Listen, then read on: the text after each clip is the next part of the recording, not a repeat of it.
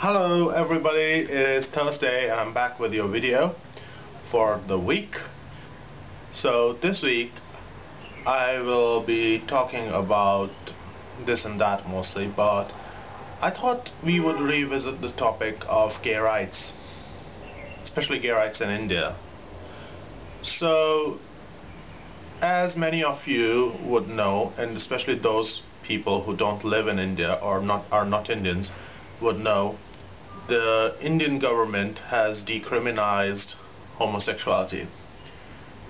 Well, this statement is misleading. The Indian government has not decriminalized homosexuality. It was the Delhi High Court that decriminalized homosexuality by striking down a particular section of the Indian Penal Code which made it illegal for people to have gay sex. Having said that, it's a good thing that the court took cognizance of this great injustice being meted out to the minorities in this country, but decriminalization, and if you look up in the annotations, is not quite the same as equality. Look up again. Indian gay people still do not have the rights that other people of a different sexual orientation have in this country.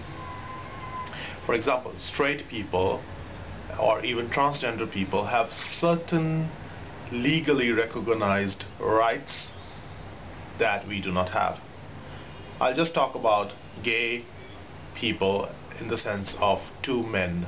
I'm not talking about lesbians here, I'm not talking about transgender people here, I am not talking about anything else except male and male couples. And I'll tell you the reason why I'm not talking about those other people. I want them to talk about themselves. I want all sexual minorities to talk about themselves. I can only talk about something that I am. I do not want to speak for other people, and I'm quite sure that other people should not speak for me. And if they do, they do not represent who I am properly. So, having said that,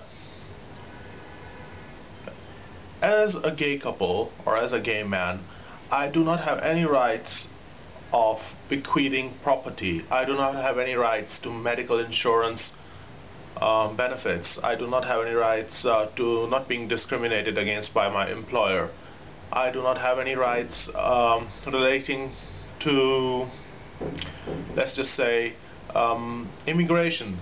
If I have a foreign partner, I cannot sponsor a marriage visa or a person of Indian origin card or any other immigration document for my foreign partner. This is a grave injustice, considering the Indian government gives all these rights and recognizes only a particular sexual orientation when it gives them all those rights. And of course, now the question arises, if I'm not allowed to sign on an education loan for my gay partner, if I'm not allowed to bequeath property to my gay partner, if I am not allowed to do anything, why would anyone want to come out? I mean, it works against the whole principle of coming out if you're going to get chucked out of your job the moment you do.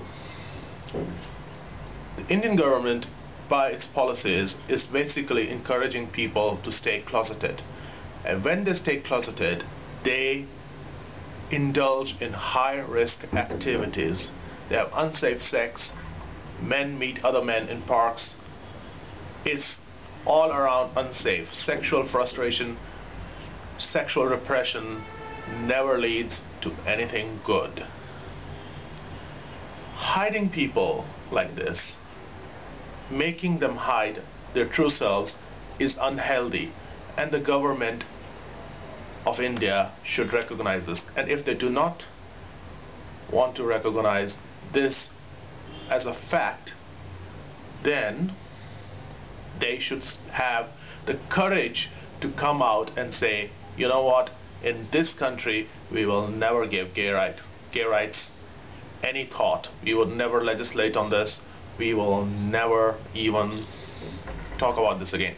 Just say that once, openly, and have the courage to say that, and then we will see. Because India would lose face internationally if they did say that. It would join the ranks of countries like Saudi Arabia or Iran or others where there is no democracy. You cannot call yourself the world's greatest democracy, world's largest democracy, and then say 1/10 of our population should not have the same rights as the other 90%. Think about that. Here's some food for thought for this week. I'll see you guys next week, and I have perhaps an announcement for next week. Wait and watch. Let's see what I say.